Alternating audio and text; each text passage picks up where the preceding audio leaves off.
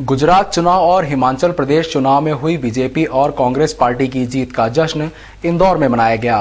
हिमाचल प्रदेश में कांग्रेस की जीत की खुशियां इंदौर के कांग्रेसियों ने मनाई, तो गुजरात चुनाव जीत की खुशियां बीजेपी कार्यकर्ताओं ने आतिशबाजी कर मनाई।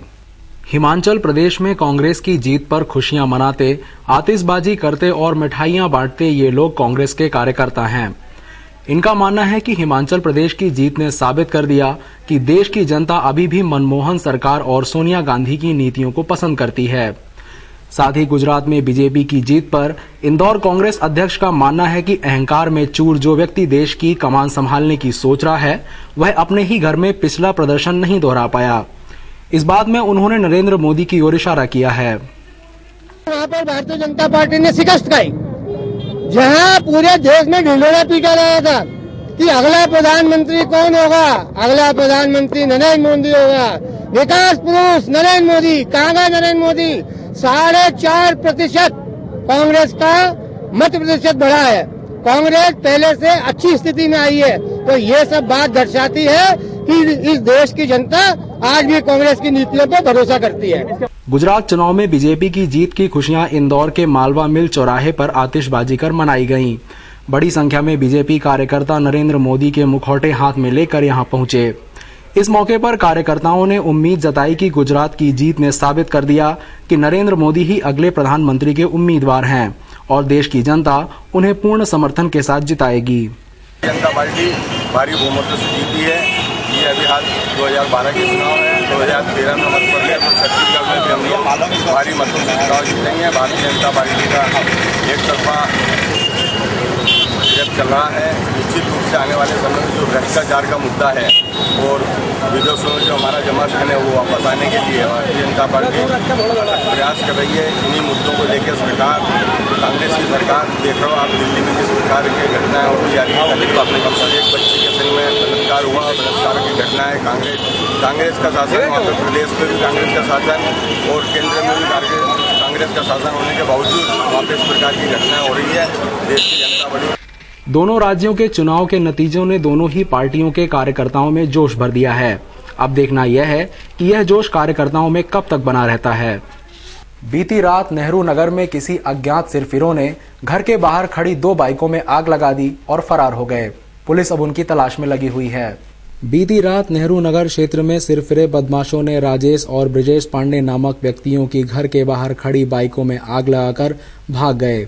घटना की खबर मिलते ही पुलिस मौके पर पहुंची, लेकिन आरोपियों का कोई सुराग नहीं लगा।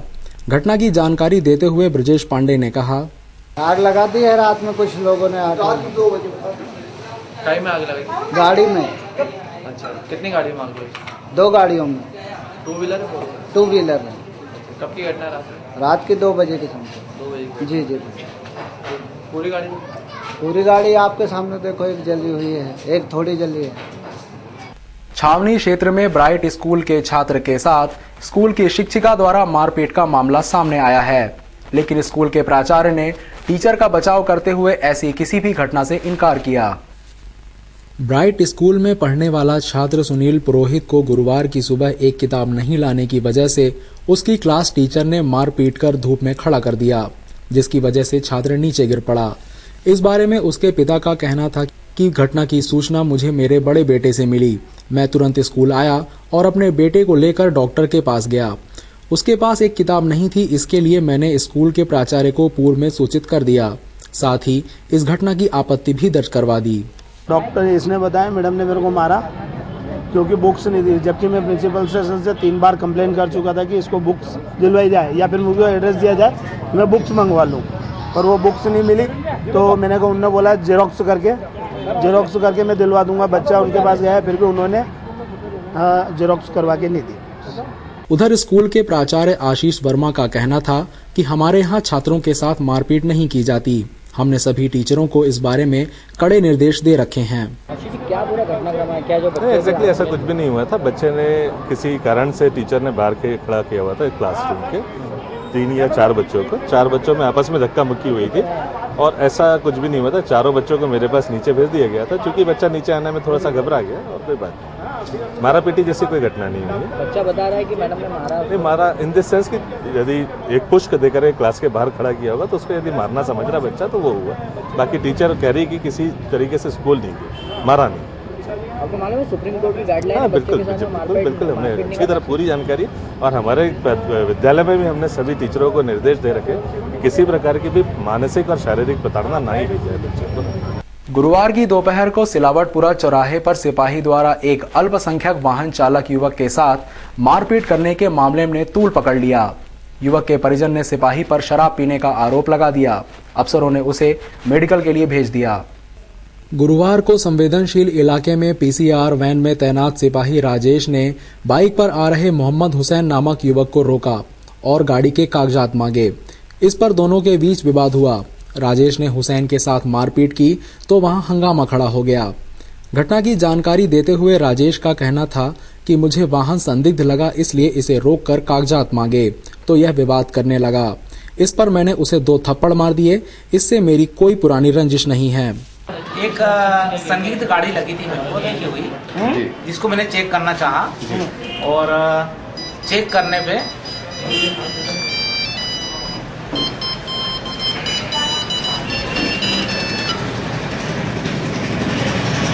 फिर क्या हुआ?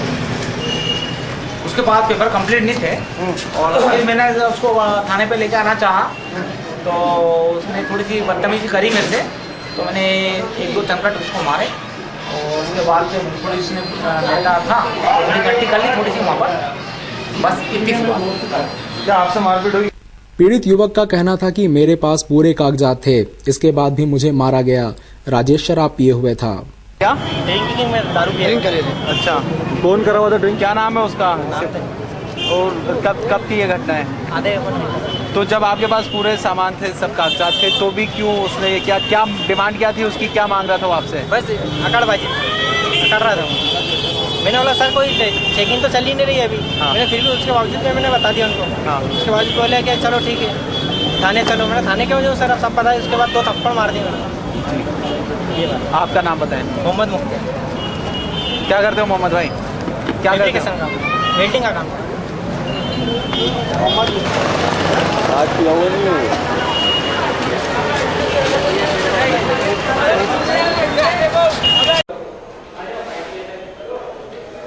सीएसपी कल्याण चक्रवर्ती का कहना था कि सिपाही की शराब पीने की बात सामने आई है, उसे मेडिकल के लिए भेजा गया। नंबर में कुछ गलती दिखी तो उन्होंने पेपर मांगा। पेपर दिखाने से उनको इनकार किया और वापसी इसने ऐसे पेशेंट को जो है क्यों दिखाऊं ऐसे, तो इन्होंने इमीडिएटली कहा कि अब थाना चलो। उसमें विवाद हुआ तो इसने मारा उसको 1 झापट या 2 झापट।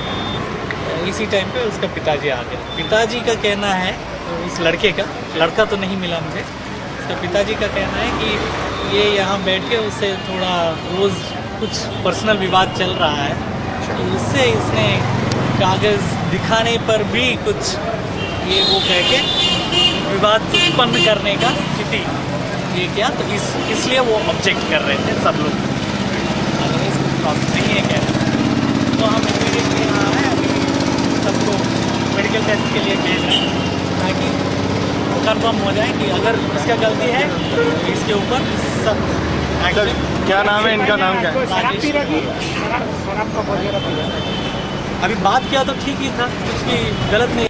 गुरुवार को मंडी चुनाव को लेकर कई जगह मतदान शुरू हो गए। सभी जगह सुरक्षा के कड़े इंतजाम किए गए थे। दोपहर 3 बजे से मतों की गिनती का काम शुरू हो गया।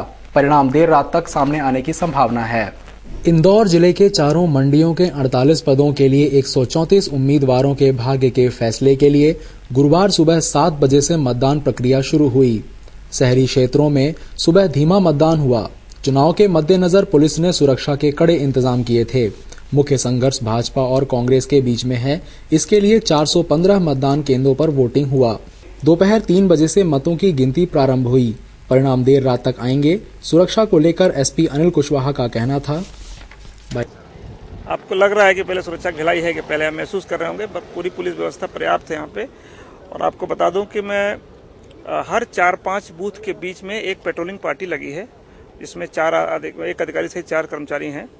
और उसके अलावा हमारे टीआई साहब लोग की पेट्रोलिंग है, सीएसपी साहब की पेट्रोलिंग है, इसलिए कोई ऐसी प्रॉब्लम नहीं होगी। लोग बिल्कुल बिंदास होकर के वोट डालें और वोट डालने में यहाँ कोई प्रॉब्लम नहीं आएगी किसी प्रकार की, ये मैं आपको एश्योर कर लेता हूँ। जूनी इंदौर थाने में एक बोरा व्यापारी के गुमशुदगी की शिकायत उसकी पत्नी ने दर्ज करवाते हुए शक जाहिर किया कि उनके लापता होने में बसंत नामक सूदखोर का हाथ हो सकता है। पुलिस पूरे मामले की जांच में जुटी है। जूनी इंदौर थाने में पदस्थ एएसआई आरएन मिश्रा ने बताया कि सैफी नगर में रहने वाले कुरैश पिता शब्बीर बोरा नामक व्यापारी अपने घर से लापता हो गया। उसकी गुमशुदगी उसकी पत्नी तस्लीम ने दर्ज करवाते हुए पुलिस को बताया कि वसंत उनामी नामक व्यक्ति से 20 लाख रुपए का लेन देन था। इसके चलते उसी ने पैसे को लेकर कुरैश को लापता कर दिया होगा। पुलिस ने शिकायत दर्ज कर व्यापारी की तलाश शुरू कर दी। दिनांक 18/12/12 को गुमशुदा कुरैश की पत्नी तस्लीमा भी ने थाने आकर रिपोर्ट किया था कि उनके पति 8:30 बजे भंवरकुंवर से फ़ोन किए थे कि उनका बसंत नाम के व्यक्ति से 20 लाख रुपए का लेन देन था, जिसके संबंध में रोहित जोशी एवं मुकेश पुरोहित ने फ़ोन किया था कि तुमसे चर्चा करना है। यह कहकर वो वहाँ से निकले थे, बोले हम चर्चा करके वापस आ रहे हैं। इसके बाद रात को करीब 11 बजे तक जब घर नहीं आए हो तो उसकी पत्नी ने थाने में आकर रिपोर्ट किया कि वो रोहित एवं मुकेश पुरोहित से मिलने के लिए जा रहे हैं, लेकिन अभी तक घर लौट कर वापस नहीं आए। इसके बाद उनकी तलाश की गई। रोहित जोशी एवं मुकेश की तलाश कर थाने लाया गया, जिनमें उन्हें कागज पेश किए, 20 लाख की लिखा पढ़ी बताई। एक तरफ जहां सरकार देहदान के लिए आम नागरिक को प्रेरित कर रही है, वहीं दूसरी तरफ देहदान की जमीनी हकीकत कुछ और ही है। दरअसल एमवाई इंदौर में जिला जज को एक करीबी का देहदान करने के लिए घंटे भर से ज्यादा इंतजार करना पड़ा। देहदान की प्रक्रिया में लापरवाहियों के इस सिलसिले की कहानी शुरू होती है डॉक्टर लक्ष्मण सिंह नौलाना से। नौलाना के परिजनों के मुताबिक वे डॉक्टर लक्ष्मण सिंह को मृत अवस्था में लेकर एमवाई पहुंचे थे और देहदान करना चाहते थे, लेकिन जब यहां आकर प्रक्रिया में ढील पोल देखी गई तो उन्होंने अपने करीबी जिला जज सुरेंद्र भदौरिया, सीजेएम प्रदर्शन शर्मा व एडीजे संजीव गुप्ता से बात की। वहीं तीनों जजों के एमवाई आने के बाद भी शव को एमवाई प्रबंधन ने गंभीरता से नहीं लिया और अपना ढिलपुल रवैया जारी रखा। मृतक डॉक्टर लक्ष्मण सिंह के रिश्तेदार सीपी सिंह ने बातचीत में बताया कि लक्ष्मण सिंह फिलहाल साकेत में रह रहे थे और वे रिटायर्ड कृषि वैज्ञानिक थे, जो अमेरिका और अन्य देशों में अपनी सेवाएं देने के बाद इंदौर आए थे। सामान्य मृत्यु के बाद उनके शरीर को एमवाई के लिए दान देने में आई कठिनाई से परेशानी होने की बात भी सिंह ने कही। साथ ही सिंह ने कहा कि जब 3 जजों को घंटे भर से ज्यादा इंतजार करना पड़ सकता है तो भला आम आदमी की क्या बिसात, और ऐसे में एमवाई प्रबंधन से क्या उम्मीद की जा सकती है। एक तो बहुत सारी फॉर्मेलिटीज़ हैं कि ये पेपर लेके आओ। मेरा ये कहना है कि अगर कोई नॉर्मल इंसान अगर आए तो उसको कितनी प्रॉब्लम होगी, मतलब उसके लिए तो पॉसिबल ही नहीं है कि ये इतना अच्छा काम है, स्टूडेंट्स को सीखने के लिए मिल रहा है। उन्होंने एक बॉडी बहुत जेन्युइन कॉज के लिए बॉडी डोनेट की है। आजकल बॉडी मिलती नहीं है तो भी उन्होंने बॉडी डोनेट की है अपनी। उसके बाद इतनी सारी लीगल फॉर्मेलिटीज़ पे अगर हम जाएंगे तो आप दूसरा आदमी क्या सोचेगा। सर उनका ये कहना है कि डेथ हुई है वो 10 मिनट पहले हुई है और उस दौरान ये सारी प्रक्रिया पूरी कर ली गई, तो इस बारे में क्या आपकी तरफ से वो है? देखिए उन्होंने चेकअप वगैरह तो किया था, बट अगर कहीं से अगर प्रेशर नहीं होता बड़े आदमी का तो वो फॉर्मेलिटीज भी पूरी नहीं हो पाती, मेरा ये मानना है। जिला जज के एमवाई पहुंचने की खबर लगते ही एमवाई अधीक्षक डॉक्टर पीएस ठाकुर भी कैजुअलिटी पहुंचे। हालांकि अधीक्षक ने इंतजार करवाने की बात से इनकार किया और केवल इतना ही कहा कि जब तक संबंधित व्यक्ति की मृत्यु की प्रामाणिकता नहीं जांच ली जाती, देहदान की प्रक्रिया नहीं की जा सकती।